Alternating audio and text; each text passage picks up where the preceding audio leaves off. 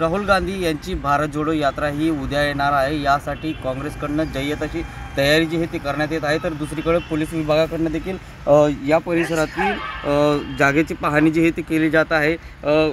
सुरक्षेच्या दृष्टिकोनाने या सर्व विषय जो आहे पोलीस विभागाकडनं हाताळण्यात येतो आहे। तर दुसरीकडं भारत जोडो यात्रेचा दुसरा टप्पा महाराष्ट्रातला नंदुरबारपासून सुरुवात होणार आहे। त्यामुळं काँग्रेसकडनं मोठ्या प्रमाणावरती तयारी जी आहे ती करण्यात येत आहे। हे शहरातील CB ग्राउंड आहे। या ग्राउंडवरती जवळपास 1 एकरपेक्षा अधिक क्षेत्रावरती मंडप हा टाकण्यात आलेला आहे आणि हजारोच्या संख्येने आदिवासी बांधव येथील राहुल गांधी यांचे विचार ऐकण्यासाठी येणार असल्याची माहिती काँग्रेसकडनं देण्यात आलेली आहे।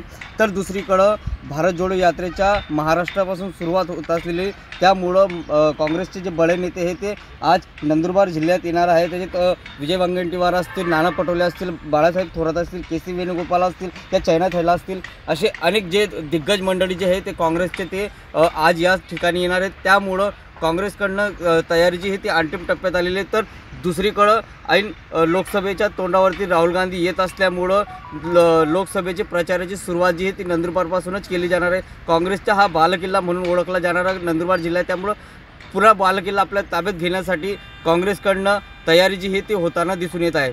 जितेंद्र बैसाने, TV9 मराठी, नंदुरबार।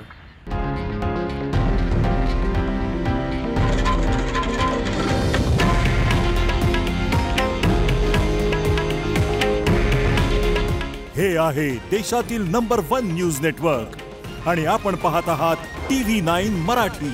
काळजी तुमची, हित महाराष्ट्राचं।